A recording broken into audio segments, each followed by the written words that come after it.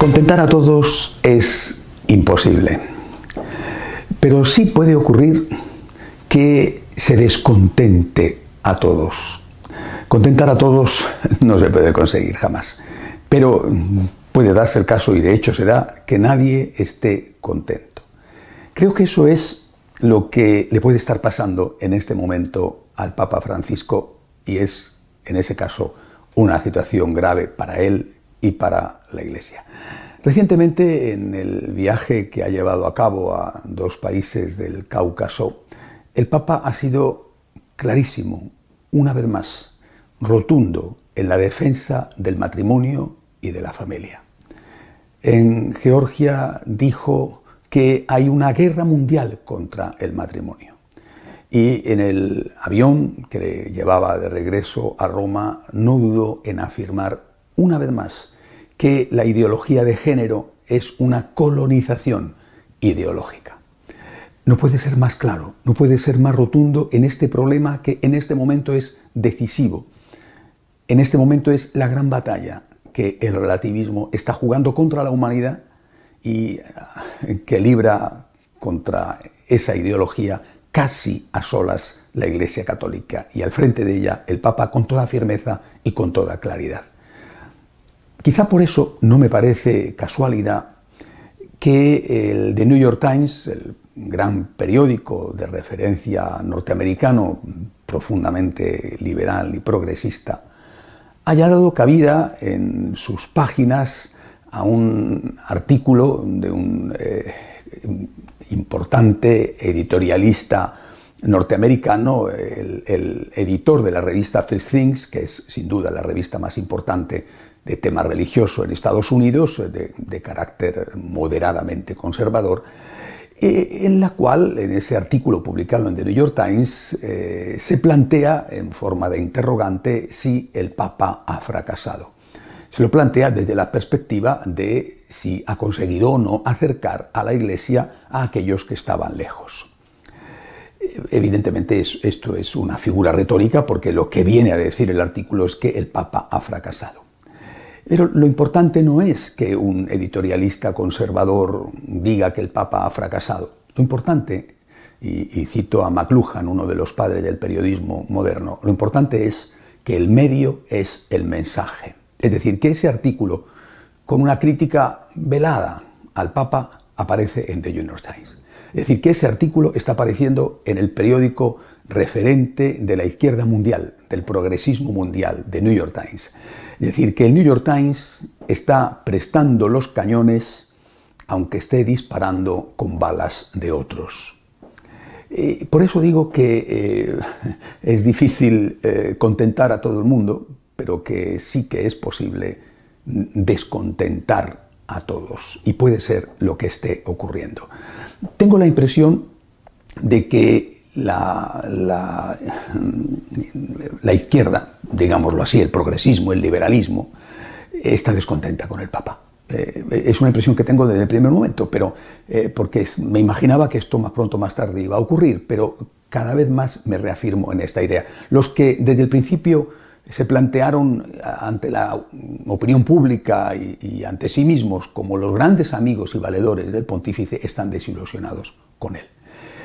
Creo que el Amoris Laetitia fue el punto de inflexión. Esperaban muchísimo más. Están desilusionados, están decepcionados. Y por otro lado, la rotundidad con que en el Amoris Laetitia y siempre el Papa se ha enfrentado con la ideología de género les está llevando a presionarle cada vez más, y vuelvo a repetir, a lanzar contra él ataques utilizando las balas y las armas que le pueden prestar sus enemigos, es decir, los enemigos de los liberalistas, de los progresistas. Tenemos que tener muchísimo cuidado. Estamos, yo creo que ante el momento cumbre del pontificado. El Papa va a cumplir 80 años. Está a punto de clausurar lo que ha sido su gran sueño, el año de la misericordia. No digo que haya hecho ya todo lo que tenía que hacer, pero yo creo que ha hecho ya lo esencial y lo que él quería hacer, y seguirá, por supuesto, hasta el último momento trabajando por el bien de la Iglesia, por el bien de la humanidad. No me cabe duda de que al Papa no le preocupa mucho lo que piensen unos o lo que piensen otros, sino que lo que le preocupa de verdad es lo que piense Dios.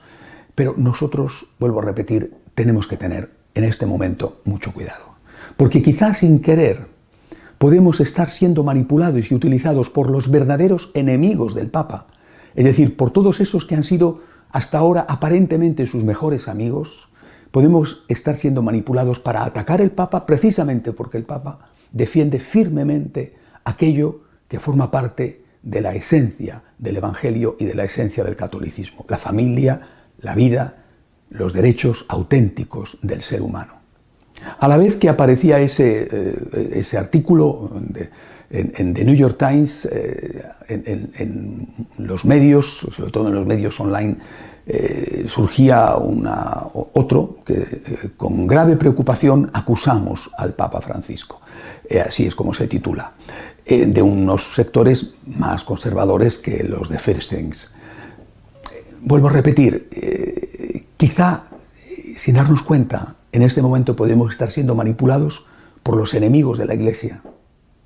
Es verdad que hay cosas en Amoris Laetitia que son ambiguas, lo han dicho muchos. Y esas cosas, yo también lo he comentado, pueden dar pie a que se destruya la moral católica entera, no solo la moral sexual católica. Pero en la Iglesia católica se puede disentir en esos puntos que todavía no han sido declarados desde el punto de vista oficial como magisterio. No creo que sea suficiente una nota a pie de página que en sí tampoco dice nada concreto, o una carta a unos obispos, que es un asunto privado y que además se puede mantener dentro de un límite muy concreto, muy de excepciones. En todo caso, repito, no es un documento magisterial. En la Iglesia hay suficiente libertad como para disentir de algún punto como este que está expresado de forma ambigua. Por más, insisto, en que esa ambigüedad pueda hacer, porque es mal utilizada por algunos, puede hacer muchísimo daño. Pero ese no es el problema de verdad en este momento. El problema de verdad no es si hay algunas excepciones, teniendo en cuenta que quizá, aunque la situación objetiva sea de pecado, subjetivamente no lo es sobre el tema de la comunión de los divorciados vueltos a casar. Ese no es el problema, aunque eso, repito, sea muy importante y pueda dar lugar a la destrucción de toda la moral católica. Pero ese no es el problema. El problema hoy es la lucha contra el relativismo. El problema hoy es la ideología de género, la colonización ideológica que denuncia con tanta firmeza el Papa Francisco. El Papa pide continuamente que recemos por él. Y yo creo que ni unos ni otros lo hacen. Tenemos que rezar por el Papa. En este momento más que nunca tenemos que acompañar al Papa, estar a su lado. Tenemos que mostrarle nuestro cariño, nuestra proximidad.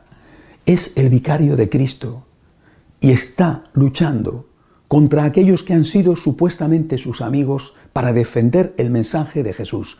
El Papa, repito, en este momento nos necesita y por supuesto que vamos a estar con él. Estamos con él. Estamos con él para dar esta batalla, la batalla de Cristo, la batalla de la evangelización, la batalla del amor a los pobres, la batalla de la defensa del matrimonio y de la vida. El Papa puede contar con nosotros. Hasta la semana que viene, si Dios quiere.